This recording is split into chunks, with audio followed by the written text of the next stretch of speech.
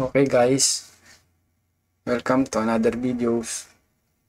Ang gagawin natin ngayon is yung type of arrays. Tatlong klaseng type of arrays.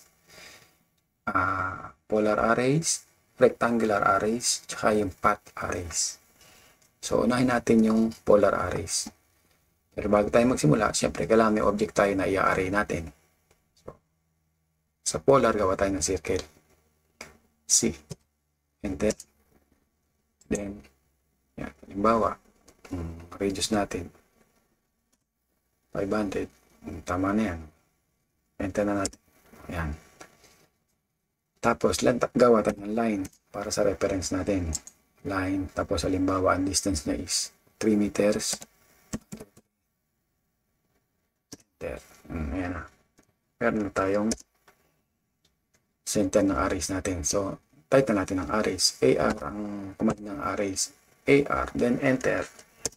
O, pagka na-enter na natin yan, tinatawag tayo select object. Siyempre, itong circle. And circle, select natin. Right click. O, ayan na. Tinatanong na tayo anong type of array daw. Rectangular, path, or polar. Naka-default is polar. So, type natin P. O kaya naman enter na lang kasi naka-default no. Yan. Base point of array daw natin. Ang base point ng array natin is itong endpoint ng line. Ito magiging axis natin o yung center line. Pick. Ayan. Makikita nyo guys sa screen, meron na, naging 6 siya. Ibig sabihin, iyan yung default array niya. Pero halimbawa, gusto mo 8 items o more than 6 items ng polar array.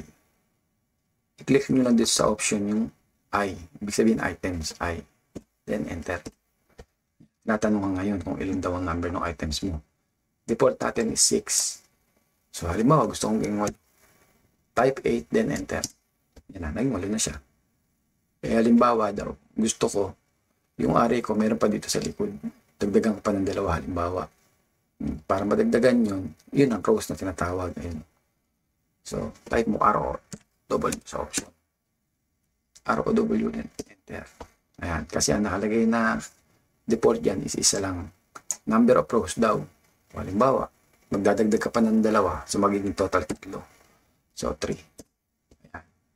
Ngayon, gusto mo dapat accurate yung distance yung in between sa circle mo. Natanong ka niya, 1,500 kasi naka-default yan. Halimbawa, gusto mo maging 2,000. 2,000. Then enter. Yun. So, para matapos ma-terminate yung command, 2 enter ka lang. Enter. Tapos na. Paano ma-check kung tama yung distance na ginawa mo doon? So, mag-dimension ka lang. Type DI o dim. Tapos linear. Center point. Then center point. Ayan. Ganun din naman sa pangalawa. Bawa. Linear ka din.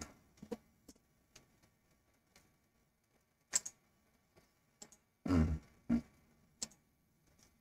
2 meters din, di ba? So, tama. Susunod na gagawin natin is yung rectangular array. Erase na natin yan. Gawa tayo ng bagong object para sa rectangular array. Command naman doon is array pa din pero different types of object. So, halimbawa, rectangular. RAC. Rectangular gagawin natin. Pick, then add. Halimbawa, 1,000, 2, kama, 500. Ayan. Ayan yung ating rectangle. So, i-array na natin yan. AR ulit. AR, enter, select objects. Ayan. Right click.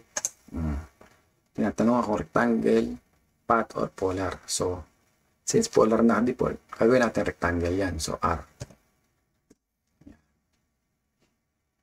Natanong ka niya. Ayan, nakita mo, yan uli ang default niya.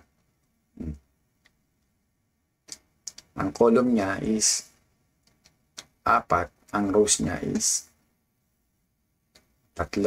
So, gusto mo, halimbawa, ang column mo gawin mo 5. So, type mo yung column, COL.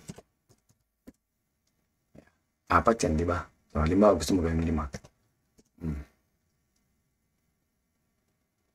Tapos natanong ka niya, ano daw ang distance ng column? Ibig sabihin, distance nito. Kung iyan ay 1,000, ang ginawa natin dyan. Halimbawa, gusto ko maging distance ito is 200 lang. Ang gagawin natin distance dyan is 1,200. Bakit? Kasi 1,000 ito plus yung distance mo dito na 200, maging 1,200. Enter. Di ba? Tama limit. I-check natin yung tama yan. So, susunod naman daw, yung rows. Nakita mo, gusto mo pantay din yun, pero gusto mo dagdagan pa ng isang rows. So, type mo lang R. Ayan. Sa default kasi niya, 3 yung rows niya. Kaya gusto ko gawing 4. So, type mo 4. Gawing 4 siya. Tapos, ano daw ang distance? Ang distance niya gusto ko dito in between is 200 lang. So, since yan is 500 plus 200, dapat 700 lang. 750 na default. So, mali yan. So, i-type natin 700. Dapat yan lumit. Enter. Diba? So, lumit na. So, para ma-terminate yung command, 2 enter lang. Enter. Enter. Ngayon, to check kung tama yung ginawa natin. Kung nakikita nyo guys, wala yung ano natin, yung ribbon natin dito. Yung mga command line dito, yung ribbon. So, para lumabas yan, i-type mo lang ribbon. Para may quick tip sa inyo. Ribbon. Yan. I-type mo lang, enter mo lang. Ayan, lalabas na yung ribbon, di ba? Yan. Quick tips para di kayo mahirapan. So, the distance natin yan, coordinate dimension, tapos linear. Pick mo to. Di ba tama? 1,000. Eh, kung halimbawa, tama daw ba yung ating 200 na to? So, linear kali. Enter lang. Gusto mo. Tapos, pick mo to. Di ba? Yan. 200, di ba? Tama. Sa kabila naman daw, ito ba? Tama ba to? Ay. Tama ba yun? 500, di ba? Eh, tama ba 200? Enter mo lang ulit. Tama naman, di ba? So, yan ang array commands natin. Susunod naman tayo sa path array command. O, erase na natin to. Ay, huwag natin erase para makita nyo. So, gawa muna tayo ng path ng path na array command. Plan tayo split. Kasi parang ahas yan. Yung path na yan.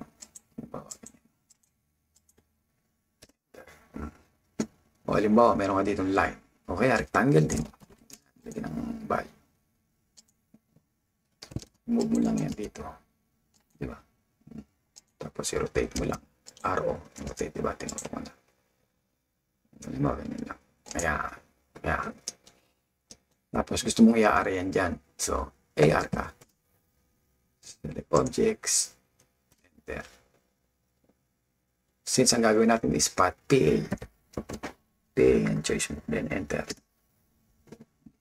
Select daw yung path mo. Pag sinelect mo yung path na yan, dapat sumunod yan lahat doon. Ayan, diba? Nag-path na siya. So, yan. Yan tawag na array path command. Okay, guys? Enter mo lang yan. Terminate ang command. So, if you like these videos, subscribe for more. Thank you, guys.